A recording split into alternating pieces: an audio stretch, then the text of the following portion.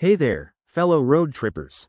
Welcome back to our channel, where we break down everyday hacks to make your life a little easier. Today, we're tackling something super practical: how to use a Wawa gift card for gas in 2025.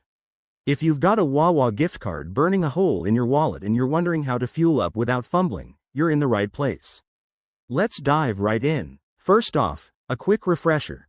Wawa is that awesome convenience store chain known for fresh coffee, hoagies, and yes, gas stations across the East Coast. Their gift cards aren't just for snacks, you can use them to pay for gas too, and in 2025, the process is even more streamlined with updated tech for faster transactions. Step 1.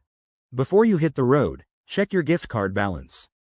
You can do this easily through the Wawa app or on their website. Just log in, enter your card details, and see how much fuel money you've got. This avoids any surprises at the pump. Step 2. Head to your nearest Wawa gas station. Once you're there, select the pump you want. Remember, Wawa stations are user-friendly with touchless options for 2025. Step 3. At the pump, look for the payment options. Insert your Wawa gift card into the card reader or tap it if it's a contactless one. If prompted, enter your PIN. Most cards require this for security. Step 4. Authorize the transaction. The pump will deduct the amount from your gift card balance. If you have any issues, like the card not reading, try it again or head inside to a cashier for assistance. A few pro tips. Make sure your gift card is activated and has sufficient funds. Nothing worse than realizing it's empty mid-pump. Also, in 2025, Wawa's system integrates with mobile wallets, so you might link your card to your phone for even quicker use.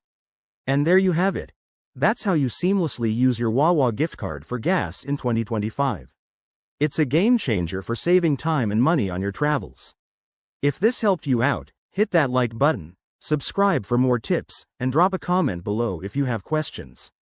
Safe travels, everyone. See you in the next video.